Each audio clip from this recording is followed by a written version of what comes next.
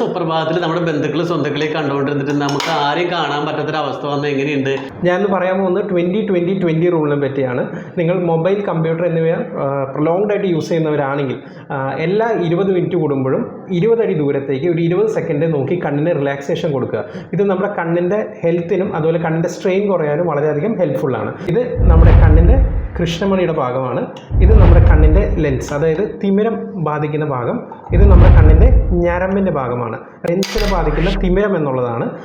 2 നമ്മുടെ കണ്ണിനെ ബാധിക്കുന്ന പ്രമേഹം എല്ലാം ഉള്ളവർക്ക് ബാധിക്കുന്ന കണ്ണിൻ്റെ റെറ്റിനോപ്പതി, അതായത് കണ്ണിൻ്റെ ഞരമ്പിൽ ബ്ലീഡിങ് അഥവാ നീരുണ്ടാവുന്നത്.